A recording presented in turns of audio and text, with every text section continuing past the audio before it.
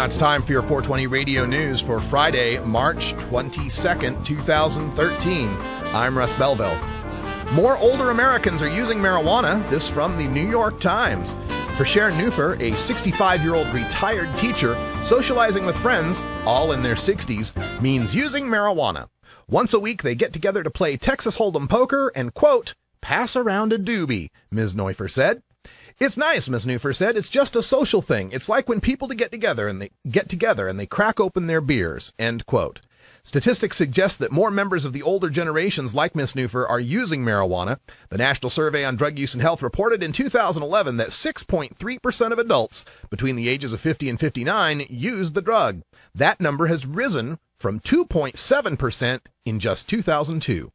Moms for Marijuana International, a pro-marijuana group that brings people together to socialize and learn about the positive aspects of the plant, has received so many queries from older people over the past year that it is creating chapters called Grannies for Grass in Illinois, Ohio, and Missouri. Negotiations on hemp bill continue. Comer optimistic about compromise from Kentucky.com. State Agriculture Commissioner James Comer expressed optimism Thursday that state lawmakers next week will approve a bill to regulate hemp farming in the state. Comer said he was open to compromise with lawmakers on the bill, but stressed that he could not support any change to it that would delay getting permits from the Federal Drug Enforcement Agency to grow the crop. For example, he said a bill that would merely study hemp farming would not fly.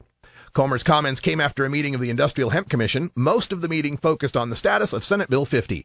The measure, sponsored by Senator Paul Hornback, Republican of Shelbyville, has cleared the Senate and a House committee. It is intended to allow Kentucky to quickly license hemp growers if the federal government lifts a ban on the plant, a botanical sibling of marijuana. U.S. medical marijuana sales to hit $1.5 billion in 2013. Cannabis revenues could quadruple by 2018, an exclusive from Medical Marijuana Business Daily. Retail medical cannabis sales in the United States could hit an estimated $1.3 to $1.5 billion in 2013, growing 10 to 15% from last year as the industry recovers from widespread turmoil, according to exclusive research data released today by Medical Marijuana Business Daily. The long-term future appears even brighter. The legalization of marijuana for adult use in Colorado and Washington, coupled with the emergence of several new markets and continued overall growth on the medical side, could boost overall state legal cannabis sales to $3 billion in 2014 and $6 billion in 2018. New York City marijuana reform hits pothole in Albany. Lawmakers pass on decriminalization for now. From thegothamist.com. Earlier this week, hopes were high that Governor Cuomo's push for decriminalization of small amounts of pot in New York City would finally pass as part of the new state budget. But after a week of closed-door negotiations, lawmakers couldn't come to an agreement. Governor Cuomo had been pushing for the change in the law, which would make possession of 15 grams in open view a violation and answerable by a summons instead of a misdemeanor.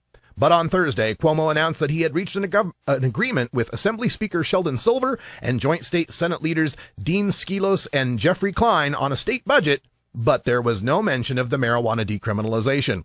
Senate Republicans offered to permit a vote on the marijuana reforms in exchange for increasing the number of bullets allowed in an ammunition magazine from 7 to 10.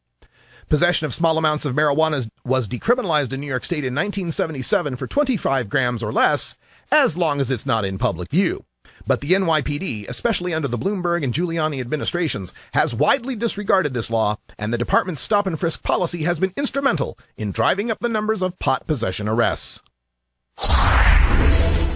Washington State's marijuana law creates a hazy border, from the Bellingham Herald.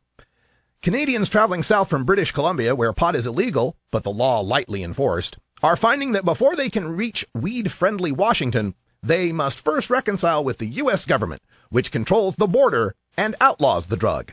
Canadians are regularly busted at the border with quantities of weed small enough to be considered legal in Washington, yet illegal in any amount under federal law.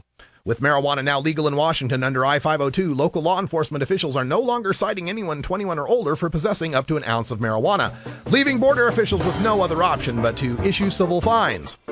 Regardless of whether pot is legal in Washington, people who travel back and forth across the northern border usually understand two things. Going north, the kiss of death is drunken driving. Coming south, it's marijuana. And that's your 420 Radio News for Friday, March 22nd, 2013. I'm Russ Belville. When we come back, we go behind the headlines and take a look at the combat sports, boxing, and mixed martial arts, and how they equate marijuana to performance-enhancing drugs like steroids and elevated testosterone.